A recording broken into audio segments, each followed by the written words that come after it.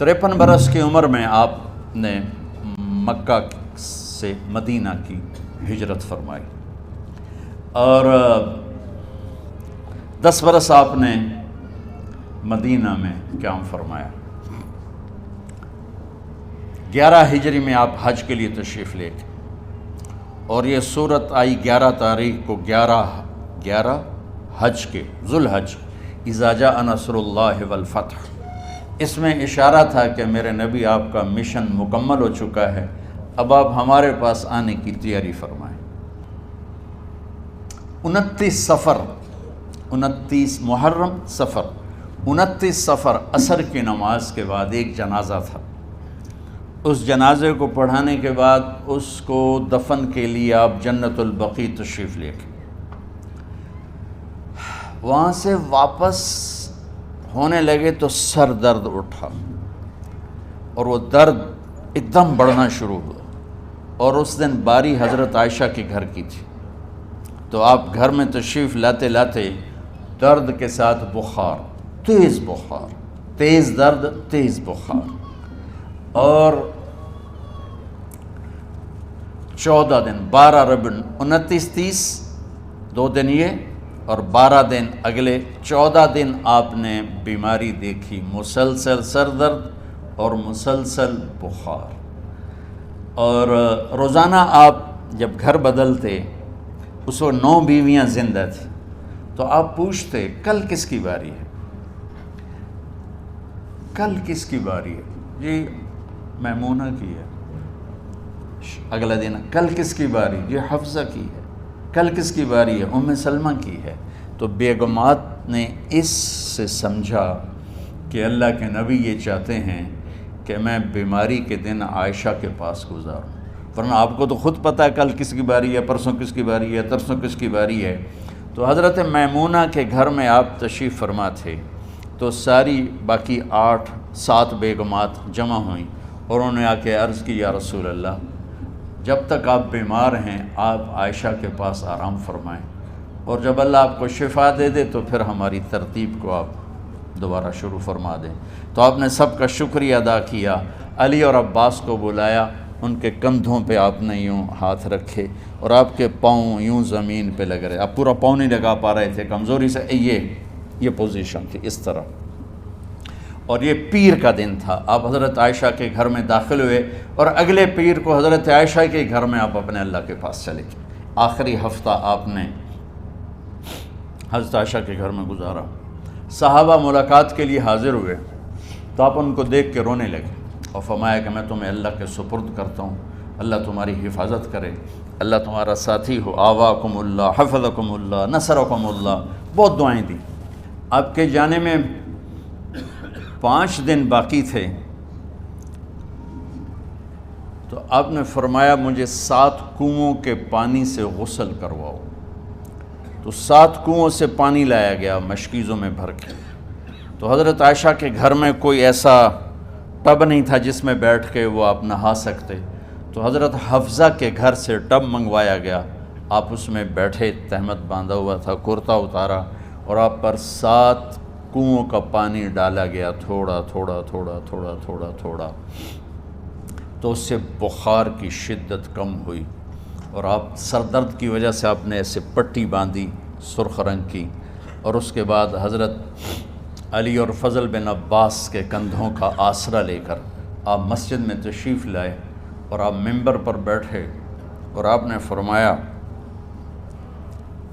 لوگوں میرے جانے کا وقت آ چکا ہے، میں نے کسی پر زیادتی کی ہو، کسی کو تھپڑ مارا ہو، کسی کو چھڑی ماری ہو، کسی کا حق دبایا ہو، تو میں اپنی جان کے ساتھ، مال کے ساتھ حاضر ہوں، مجھ سے یہیں بدلہ لے لو، آخرت میں میرے خلاف کوئی دعویٰ نہ کرنا، میں آخرت کے حساب کو برداشت نہیں کر سکتا۔ جن کے طفیل لوگوں کا حساب معاف ہوگا، جن کی طفیل، جن کی شفاعت پر لوگ بے حساب جنت میں جائیں گے، وہ روتے ہوئے فرما رہے ہیں کہ میں آخرت کے حساب کو نہیں دے سکتا۔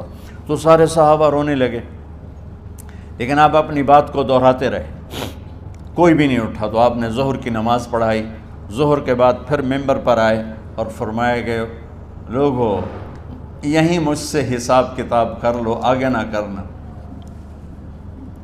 بتاؤ میں نے کسی کا کوئی حق دینا۔ ایک صحابی کھڑے ہو، یا رسول اللہ آپ نے میرے 3 روپے دینے ہیں، 3 درہم۔ تو آپ نے فرمایا دینے ہوں گے ضرور، پر مجھے یاد نہیں، بتاؤ کہ کس طرح دینے ہیں؟ کہ یا رسول اللہ آپ کے پاس سائل آیا تھا، آپ سے مانگا، آپ کے پاس تھے نہیں، تو آپ نے مجھ سے کہا تیرے پاس کچھ ہیں؟ تو میرے پاس 3 درہم تھے، تو آپ نے فرمایا تو دے دے، میں بعد میں ادا کر دوں گا۔ تو ہاں یاد آ گیا۔ تو میرے نبی کے گھر میں تو تیل نہیں تھا، ایک چھٹانگ جس سے چراغ جلتا، پیسہ کہاں سے آتا؟ تو آپ کے سامنے آپ کے کزن فضل بن عباس کھڑے تھے، آپ نے فرمایا فضل میرا قرضہ ذمے لیتے ہو؟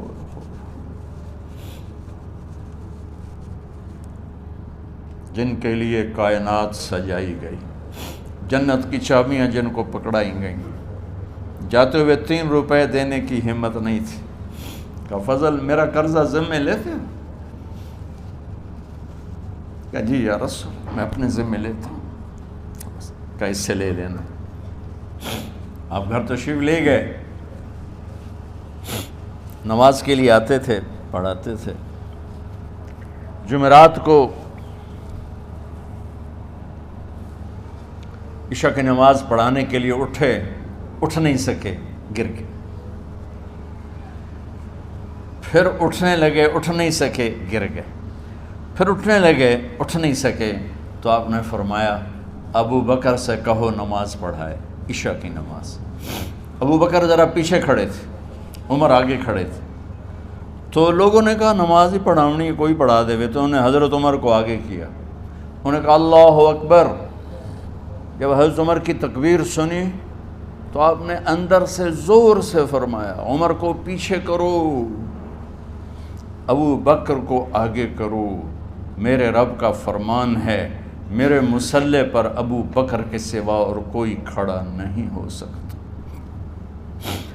جمعرات کی عشاء، جمعہ ہفتہ اتوار کی 15 نمازیں، اور پیر کی فجر کی 16 اور جمعرات والی 17 نمازیں ابو بکر نے پڑھائیں میرے نبی کی موجودگی میں۔ ہفتے کے دن ظہر یا عصر میں آپ علی و فضل بن عباس کے کندھوں پر ہاتھ رکھ کے مسجد میں داخل ہوئے اور ابو بکر نماز پڑھا رہے تھے۔ ادھر محسوس ہوا کہ اللہ کے نبی آ رہے ہیں، تو ابو بکر نے یوں پیچھے ہٹنا شروع کیا ایسے تاکہ مصلی سے ہٹ جائیں، تو آپ نے ایسے ہاتھ کا اشارہ فرمایا کہ کھڑے رہو، ہٹو نہیں، کھڑے رہو۔ تو وہ پھر آگے مصلی پر آ گئے، تو آپ تشریف لائے اور الٹے ہاتھ ابو بکر کے ساتھ بیٹھ کر آپ نے ظہر یا عصر کی 4 رکعت نماز ابو بکر کی امامت میں ادا فرمائی۔ یہ آپ کی آخری نماز تھی مسجد کے اندر امت کے ساتھ، اور تشریف لے کے جمعہ کا دن تھا، جبریل آئے، یا رسول اللہ مجھے اللہ نے بھیجا ہے کہ جاؤ میرے محبوب کا حال پوچھ کے آؤ۔ اللہ اکبر۔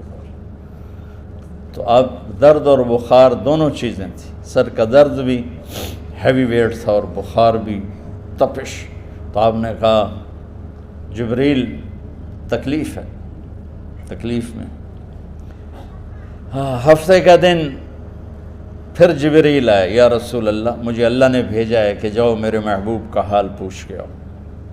پھر آپ نے فرمایا تکلیف میں۔ اتوار کو پھر جبریل آئے، یا رسول اللہ نے بھیجا ہے کہ جاؤ میرے محبوب کا حال پوچھ کے آؤ۔ 12 ربیع الاول آ گئی، 632 عیسوی اور 11 ہجری، آپ کی طبیعت میں بشاشت آئی۔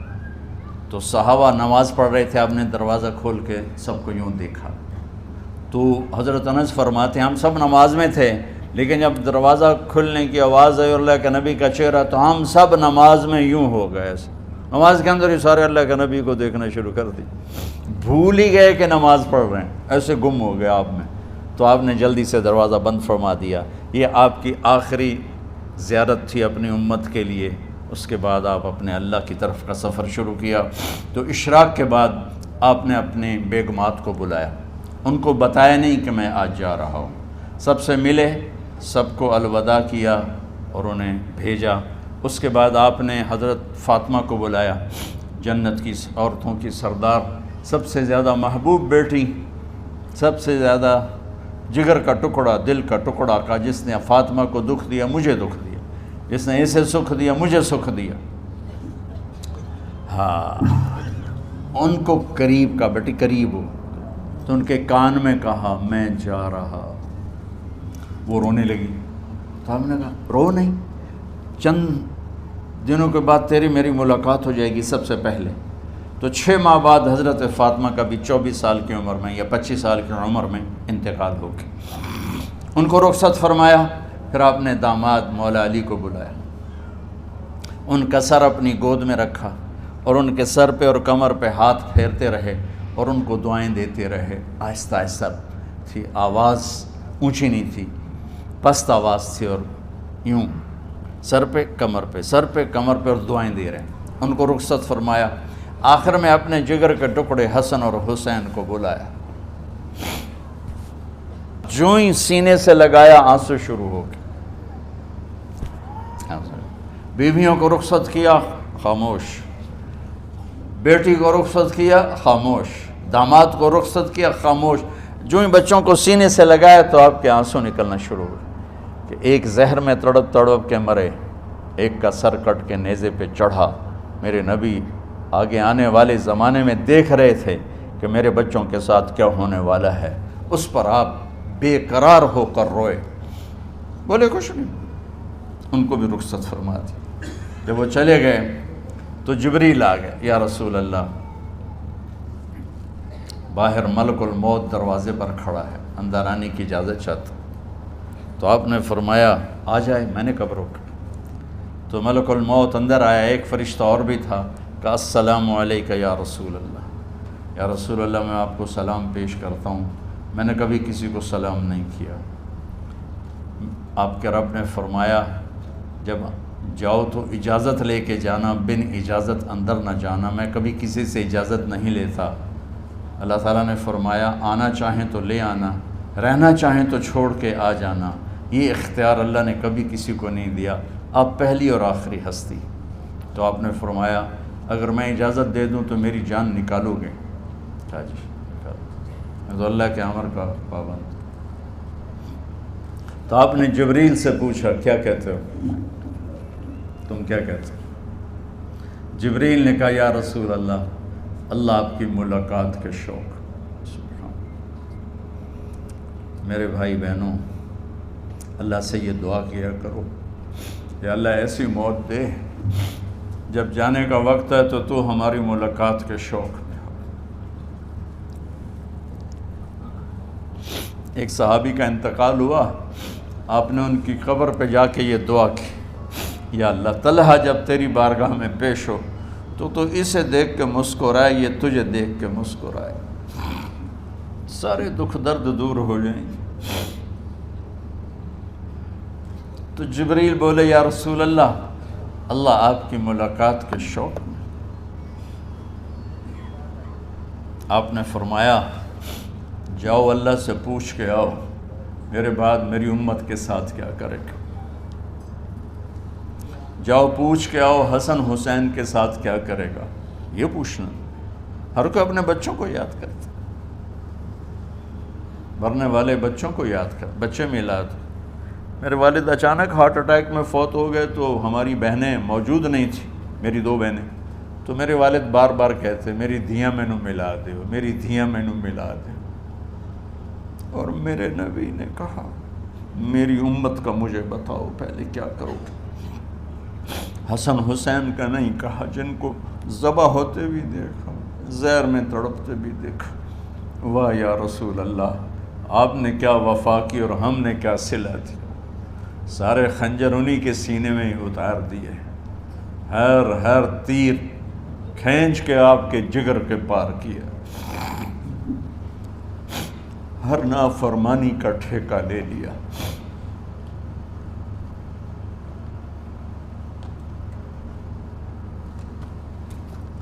آؤ پوچھ کے آؤ میرے بعد میری امت کا کیا کرے گا.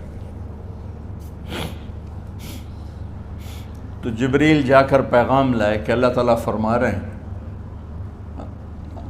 ہم آپ کی امت کو تنہا نہیں چھوڑیں گے. میرے رب کی عزت کی قسم خواتین و حضرات، میرے رب کی عزت کی قسم، میرے نبی یہ بات نہ اٹھاتے تو کوئی ہم میں خنزیر بنتا، کوئی بندر ہو جاتا، کوئی کتا ہو جاتا، کوئی سانپ بچھو بن جاتا. اس کملی والے پہ درود و سلام پڑھو جس نے اولاد کو پیچھے کر کے تمہیں اللہ سے مانگا. جب تک اللہ نے یہ نہیں کہا کہ آپ کی امت کے بارے میں راضی کر دوں گا، آپ نے فیصلہ نہیں کیا کہ چلو ملک الموت اللہ کی تقدیر کو پورا کرو. اور جاتے ہوئے 2 نصیحتیں فرمائیں، وہ بھی بچوں کے لیے نہیں، بیویوں کے لیے نہیں، امت کے لیے. الصلاۃ وما ملکت ایمانکم، اے میری امت نماز نہ چھوڑنا، نوکروں سے اچھا سلوک کر.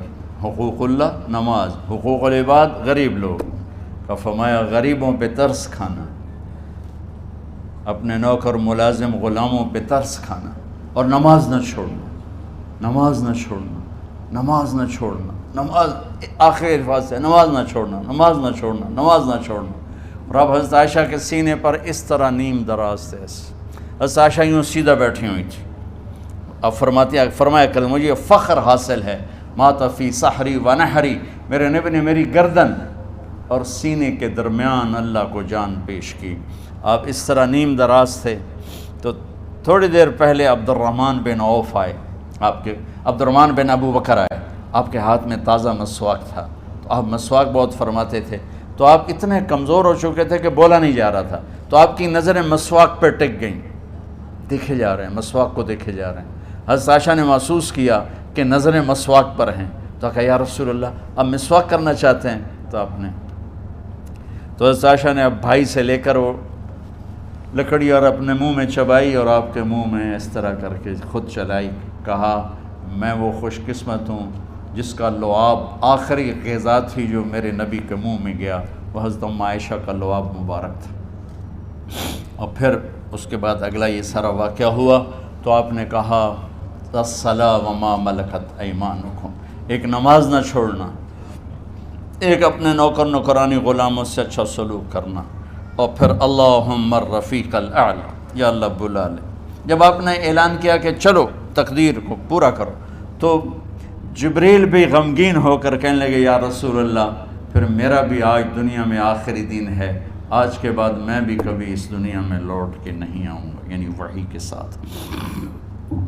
آپ کی آنکھیں بند ہوئیں. حضرت عائشہ رضی اللہ تعالیٰ عنہ کی چیخ نکلی تو ساری بیگمات دوڑی آئیں. تو آپ کی منزل پوری ہو چکی تھی. تو آپ کو لٹایا گیا اور چادر ڈال دی گئی. ابو بکر رضی اللہ تعالیٰ عنہ اپنی دوسری بیگم کے پاس گئے تھے، عوالی، 3-4 میل. پتہ چلا تو وہاں سے گھوڑے پر وہ دوڑتے ہوئے آئے اور آ کر آپ کے ماتھے سے چہرے سے کپڑا ہٹایا اور آپ کے ماتھے پر بوسہ لیا. تو آپ کے آنسو ماتھے پر گرے. کوا و نبیہ وا خلیلا وا صفیہ، ہائے میرا نبی، ہائے میرا دوست، ہائے میرا خلیل، ہائے میرا جگر. کہ یا رسول اللہ آج کے بعد آپ کوئی دکھ نہیں دیکھیں. جب آپ درد سے بے قرار تھے اور بی بی فاطمہ رضی اللہ تعالیٰ عنہ ساتھ بیٹھی تھیں، تو آپ کی بے قراری کو دیکھ کر وہ رونے لگی کہ ہائے میرے ابا کا درد، ہائے میرے ابا کا درد. تو میرے نبی نے کہا ما علی ابی کی کرب بعد اليوم، بیٹی آج تیرے باپ کے دکھ کا آخری دن ہے، آج کے بعد کوئی دکھ نہیں دیکھیں گے. تو صدیق نے کہا آپ آج کے بعد کوئی دکھ نہیں دیکھیں. اب تشریف لے گئے مسجد میں تو کوہرام مچا ہوا تھا، کچھ گمسم تھے، اور عمر رضی اللہ عنہ تلوار اٹھائے ہوئے تھے. جو کہے گا اللہ کا نبی فوت ہوگا میں سر اڑا دوں گا، وہ فوت نہیں ہوئے، وہ اللہ کے پاس گئے. ایک جنونی کیفیت پیدا ہوگی، وہ واپس آئیں گے، سارے کفار سے جہاد کریں گے. تو ابو بکر ممبر پر آئے، کہا عمر بیٹھ جاؤ. عمر کہنے لگے نہیں بیٹھتا، انکار نہیں بیٹھتا، اور تلوار ایسے. سبحان اللہ، واہ صدیق واہ. آپ نے ممبر پہ کھڑے ہو کر کیا سونے سے بھی لکھے جائیں تو کم ہے، قیمت اس سے زیادہ ہے. میرے صدیق نے کہا لوگو من کان یعبد محمدا فإن محمدا قد مات، جو محمد کی پوجا کرتے تھے تو آج محمد کو اللہ نے موت دی تھی۔ ومن کان یعبد اللہ فإن اللہ حی لا یموت، اور جو اللہ کی پوجا کرنے والے ہیں وہ یاد رکھو ان کا اللہ زندہ ہے، موت سے پاک۔ پھر آپ نے انک میت وانہم میتون، میرے محبوب آپ کو بھی موت آئے گی اور ان سب کو موت آئے گی۔ حضرت عمر فرماتے ہیں جب میں نے یہ آیت سنی تو میں یوں نہیں گرا، ایسے گرا سیدھا، ٹانگوں سے جان نکل گئی تو یوں گرے ایسے یوں، اور کہنے لگے مجھے یقین ہو گیا کہ موت آ گئی اور اللہ کے نبی ہمیں چھوڑ کے چلے گئے۔ غسل کون دے، کیسے دے؟ اہل بیت نے غسل دینا تھا۔ آپ کے کپڑے اتار کے غسل دیا جائے یا جو آپ نے کپڑے پہنے ہیں اسی میں غسل دیا جائے تو پریشان ہے، کیا کیا جائے؟ سب پہ اونگ طاری ہو گئی، ایک دم سب کو نیند آئی اور غیب سے آواز آئی کہ ہمارے نبی کو کپڑوں سمیت غسل دیا جائے۔ آپ کے بدن مبارک سے کپڑا نہیں اتارا، کوئی اتارے نہیں، تو اس آواز پر سارے بیدار ہوئے۔ تو حضرت عباس، فضل بن عباس، شقران آپ کے غلام، اور اسامہ بن زید اور علی بن ابی طالب آپ کو غسل دینے والے تھے۔ حضرت علی آپ پر پانی ڈال رہے تھے اور فضل بن عباس جسم کو مل رہے تھے، اور حضرت علی ساتھ ساتھ روتے ہوئے یا رسول اللہ آپ نے ہی ہمیں صبر کا حکم دیا، اگر آپ ہمیں صبر کا نہ کہتے تو آج ہم دنیا کو رو کے دکھاتے، اور آج ہم دنیا کو اپنا غم دکھاتے کہ کس طرح غم کیا جاتا ہے۔ اور یا رسول اللہ آپ کے جانے پر وہ نقصان ہے جو قیامت تک نہ پہلے ہوا نہ بعد میں ہوگا کہ آپ کے بعد نبوت کا دروازہ بند ہو گیا۔ اس طرح پانی بھی ڈال رہے تھے اور روتے بھی جا رہے تھے، اور فضل بن عباس وہ آپ کے پہلو بدل کر ہاتھ مل رہے تھے، ہاتھوں سے مل رہے تھے۔ قبر کے کھودنے کا وقت آیا تو وہ لحد ہوتی ہے، کھڈا کھود کے پھر سائیڈ میں کھڈا کھودا جاتا ہے، اور ایک ہوتا اسٹریٹ جیسے ہمارے ہاں ڈال کے اوپر وہ سلیب ڈال دیتے ہیں، تو کیسے بنائی جائے؟ تو ابو طلحہ رضی اللہ تعالیٰ عنہ قبر بناتے تھے وہ والی لحد والی، تو فرمایا جو پہلے آ جائے گا نا وہی قبر تیار کر لے۔ تو ابو طلحہ پہلے آ گئے تو لحد والی قبر تیار کی گئی، اور آپ کے کفن دینے کے بعد وہی وہ سب چلے گئے۔ اس کے بعد باری باری اہل بیت، ان کی خواتین، ان کے بچے، پھر مہاجرین، ان کے خواتین، ان کے بچے، ان کے نوکر، پھر انصار، ان کی خواتین، ان کے بچے، ان کے نوکر۔ تو پیر اور منگل یہ 2 دن سارے گزر گئے، اور منگل کو عشاء کے بعد جا کر یعنی بدھ کی رات آپ کی تدفین کا وقت آیا۔ تو جب آپ کو قبر میں اتار دیا گیا تو مغیرہ بن شعبہ رضی اللہ عنہ کھڑے تھے، انہوں نے اپنی انگوٹھی اتار کے اندر پھینک دی لحد۔ تو پھر کہنے لگے علی یہ میری انگوٹھی نیچے گر گئی ہے، اٹھا لوں۔ ایک بہانہ کیا نبی کو بوسہ لینے کا، انگوٹھی پھینک کر فرمانے لگے علی وہ میری انگوٹھی گر گئی ہے، اٹھا لوں۔ سب دیکھ رہے تھے کہ پڑی ہو کہاں، اٹھا لو۔ تو انگوٹھی کیا اٹھانی تھی، نیچے جا کر اللہ کے نبی کو لپٹ کے اور دھاڑ دھاڑ رونا شروع کیا، سب صحابہ کی چیخیں نکال دی۔ انگوٹھی تو ایک بہانہ ہی تھا، آخری شخص جس کا جسم نبی کے جسم سے ٹچ ہوا وہ مغیرہ بن شعبہ ہیں۔ تو پھر سب نے شور مچایا کہ باہر نکالو، باہر نکالو، باہر نکلو، باہر نکلے۔ تو اینٹیں لگائی گئیں، پھر مٹی ڈالی گئی۔ تو جب واپسی ہوئی تو حضرت انس گزرے تو حضرت فاطمہ کھڑی تھیں، طابت نفوسکم ان حسیتم علی رسول اللہ التراب، انس کس جگر کے ساتھ تم نے نبی کو مٹی میں چھپا دیا، کس جگر کے ساتھ تم نے نبی کو مٹی میں چھپا دیا۔ اللہ سے ملا دے۔ قبر دیکھنے کو خوفناک ہے، اگر اللہ راضی ہے، جب کبھی قبر سے ڈر لگتا ہے، بہت ہی لگتا ہے، تو خیال آتا ہے اگر اللہ راضی ہے پھر تو مسئلہ ہی کوئی نہیں ہے، چونکہ اللہ نے اپنے محبوب کو بھی قبر میں اتارا۔ یہ نہیں کہا کہ ایک خوبصورت بیڈ روم بنا کے اس میں لٹا دو، کہا قبر میں اتارو۔ اگر اللہ راضی ہے تو مرنے والی ہو یا مرنے والا ہو تو مزے ہی مزے ہیں۔ یہ سارے دعا کرو کہ جب ہم دنیا سے جا رہے ہوں اللہ ہم پہ خوش ہو، اللہ ہم سے راضی ہو۔